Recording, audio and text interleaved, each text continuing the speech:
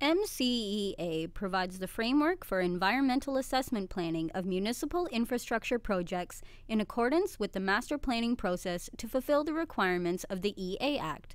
This module is intended to provide an overview of the master planning process, foster an understanding of how master plans may be used to meet the intent and requirements of the MCEA, and to facilitate and encourage the use of the integrated land use planning and EA process where appropriate.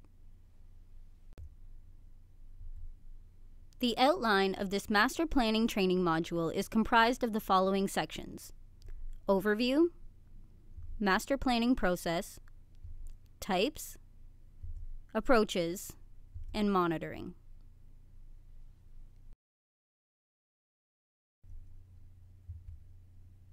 Class EA provides the framework for environmental assessment planning of municipal infrastructure projects to fulfill the requirements of the Environmental Assessment Act. A master plan is a long-range plan which integrates infrastructure requirements for existing and future land uses with environmental assessment requirements. Master plans are best suited when planning for a significant geographical area in the long term where interdependent decisions which impact servicing and land use are made to recommend the best overall solution for the community. At a minimum, a master plan addresses Phase 1, which is the identification of the problem or opportunity, and Phase 2, the identification and evaluation of alternative solutions of the Municipal Class EA process. Municipalities are encouraged to prepare master plans to address groups of projects, an overall infrastructure system, a number of integrated systems, and to coordinate the requirements of both the EA Act and the Planning Act.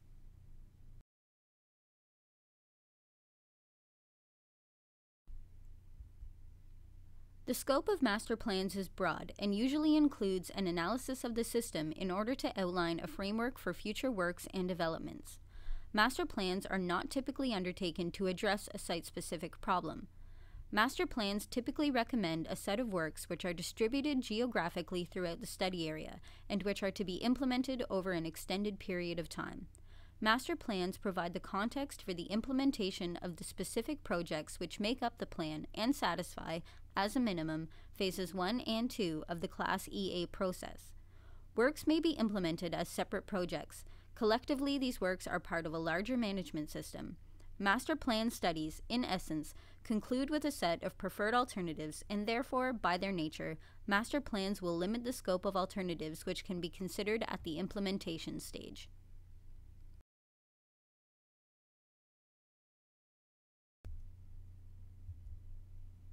In many cases, it is beneficial to begin the planning process by considering a group of related projects, or an overall system, or a number of integrated systems prior to dealing with project-specific issues. By planning in this way, the need and justification for individual projects and the associated broader context are better defined. Long-range infrastructure planning enables the proponent to comprehensively identify need and justification and establishes a broader context. Within the broad context, a range of infrastructure options can be established and evaluated. The combined impact of alternatives is also better understood, which may lead to other and better solutions. In addition, the opportunity to integrate with land use planning enables the proponent to look at the full impact of decisions from a variety of perspectives, as well as streamline. At a minimum, the master planning process should address the first two phases in the planning and design process of the Class EA, but can address all phases. The work undertaken in the preparation of master plans should recognize the planning and design process of the MCEA and should incorporate the key principles of successful environmental assessment planning identified in Section A.1.1. It is imperative that public and agency consultation take place during each phase of the study process, specifically at the initiation of the master plan study so that the scope and purpose of the study is understood, and at the selection of the preferred set of alternatives. The main phases and their application to single projects or master plans are identified in this exhibit.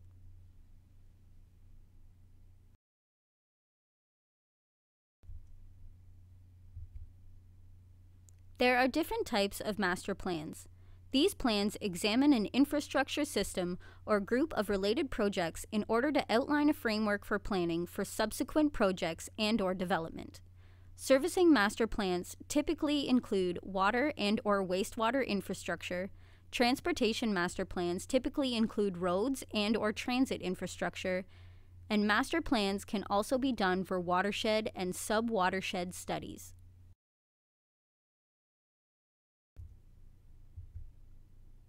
Many municipalities undertake master plans, for example transportation master plans and/or servicing master plans, to define their long-term transportation objectives as a supplement to transportation needs identified through their official plan development process.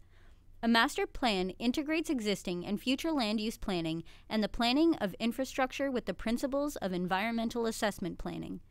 Master plans build upon the analysis and detailed policies developed through municipal official plans. Therefore, it must be recognized that the link between plans and official plans is fundamental. An official plan is a legal document developed through a public and legislative process in accordance with the Ontario Planning Act that contains goals, objectives, and policies established primarily to manage and direct physical change and the effects on the social, economic, and natural environment of the municipality.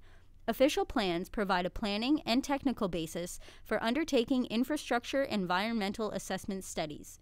Master plans are developed through a stakeholder consultation process that involves consultation with the public, government technical agencies, other municipalities, and First Nations. Master plans may also be done for large geographic areas within a municipality. Examples of area-specific master plans include municipal industrial parks and mixed-use development areas. The same principles apply to area-specific master plans as for full municipal master plans, including network analysis, long-term planning, identification of several infrastructure projects, and public consultation.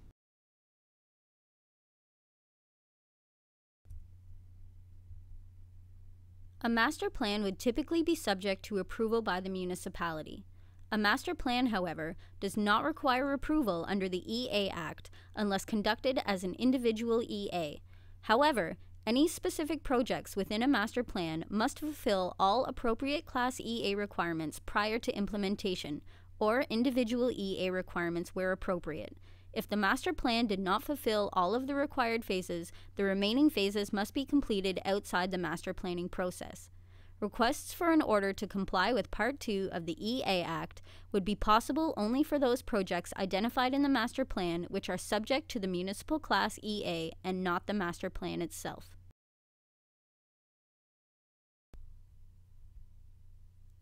There are many ways of completing master plans. Various approaches are described in the MCEA as a guide only. Proponents are strongly recommended to adapt and tailor the details of these approaches to best suit their needs, as long as the resulting approach is in keeping with the requirements of the Class EA process and the intent of its application. The onus is on the proponent to determine the preferred approach for the issues being addressed by the municipality. Prior to commencing a master plan, proponents can contact the regional EA coordinator to discuss their proposed approach. There are 4 approaches described in the MCEA. The approach selected needs to consider the scope of the master plan, the level of assessment being undertaken, and the Class EA requirements of the projects within the plan.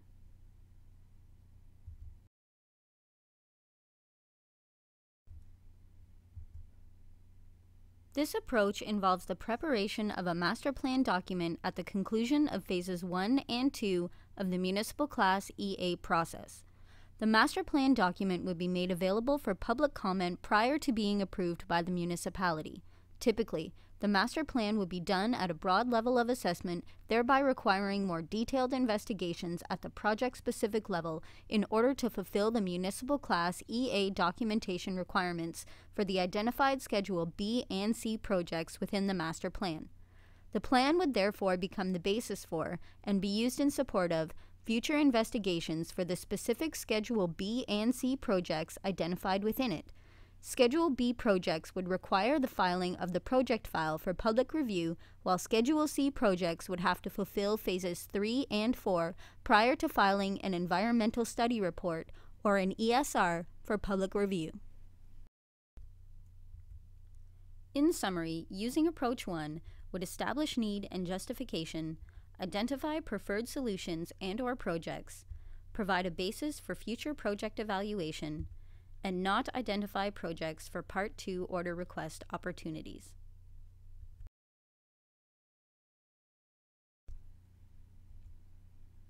This approach involves the preparation of a master plan document at the conclusion of Phases 1 and 2 of the Municipal Class EA process, where the level of investigation, consultation, and documentation are sufficient to fulfill the requirements for Schedule B projects.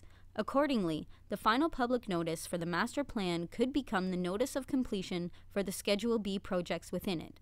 The master plan would provide the basis for future investigations for the specific Schedule C projects identified within it. For Schedule C projects, the proponent would still have to fulfill Phases 3 and 4 and file an ESR for public review, as well as provide a notice of completion.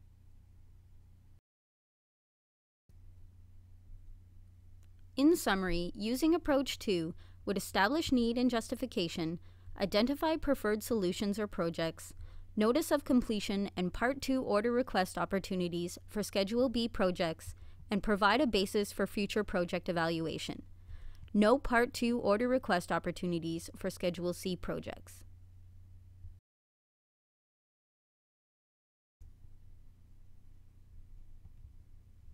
This approach involves the preparation of a master plan document at the conclusion of Phase 4 of the Municipal Class EA process.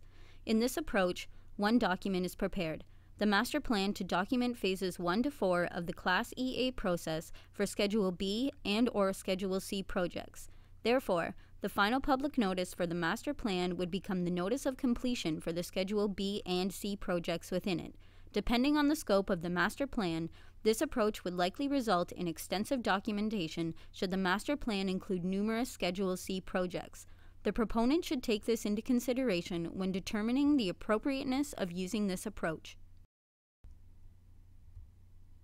In summary, using Approach 3 would establish need and justification, identify preferred solutions and/or projects, identify preferred alternative designs, and notice of completion and Part 2 order request opportunities for Schedule B and C projects.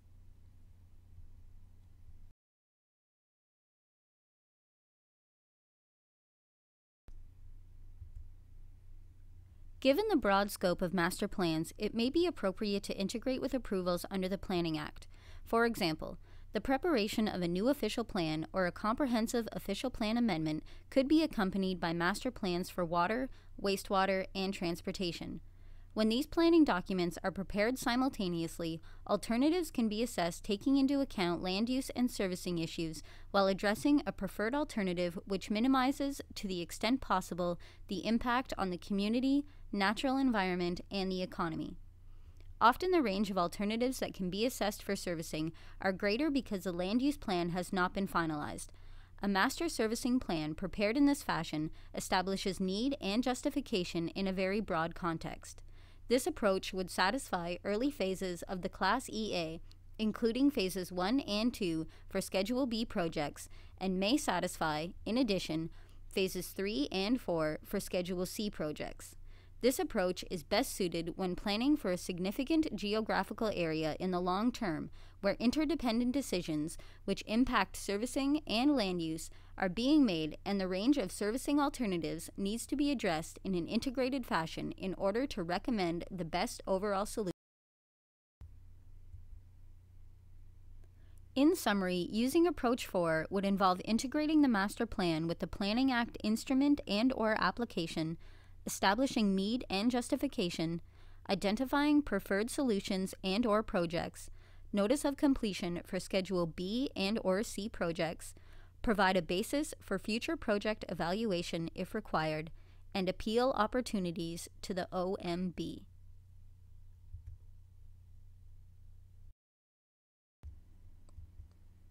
It is recommended that the proponent include within the master plan, regardless of the approach followed, a process stating clearly to the public and potentially affected persons when and how the master plan will be reviewed.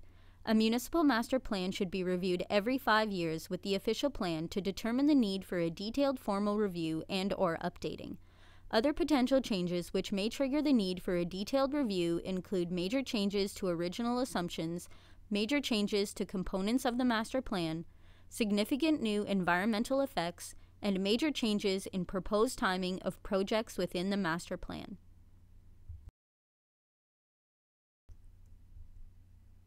The extent of the review and subsequent changes will determine what revisions and addenda are required.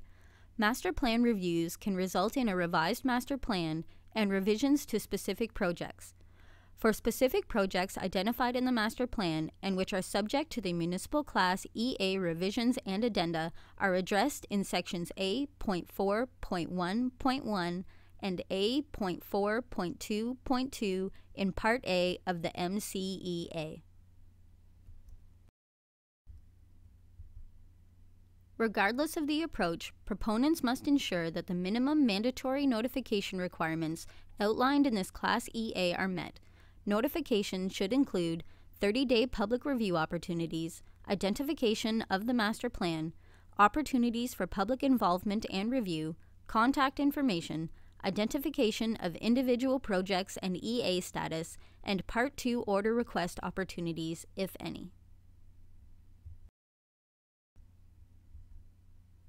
In order to monitor the effectiveness and benefits of this approach, proponents are required to briefly summarize how the master plan followed Class EA requirements and copy this to the EAA branch, including copies of mandatory notices.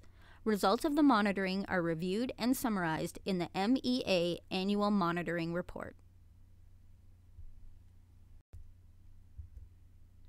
Overall, master plans are long-range plans which integrate infrastructure, land uses, and MCEA requirements, are best suited for significant geographical areas, can potentially address phases 1 to 4 of the MCEA process, and can be undertaken using various approaches.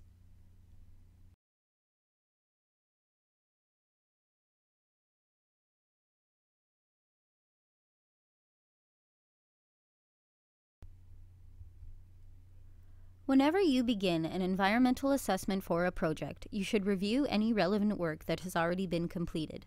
Provided there has not been any significant change in the environmental setting for the project, if this earlier work has addressed certain phases of an environmental assessment, the EA can rely on the earlier work. The new EA documentation should briefly summarize the earlier work and commence where the earlier work concluded. In some cases, there could be earlier work which, although it is relevant to an EA, when the work was completed, it did not address the requirements of Phase 1 and 2. An example could be sections included within an official plan.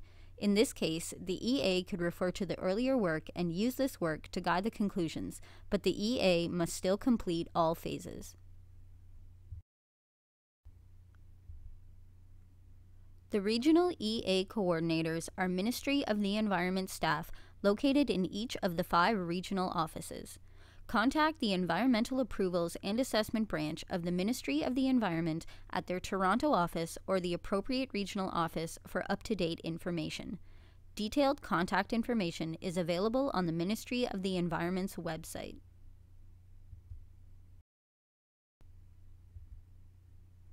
Are individual projects within a master plan subject to Part 2 order requests?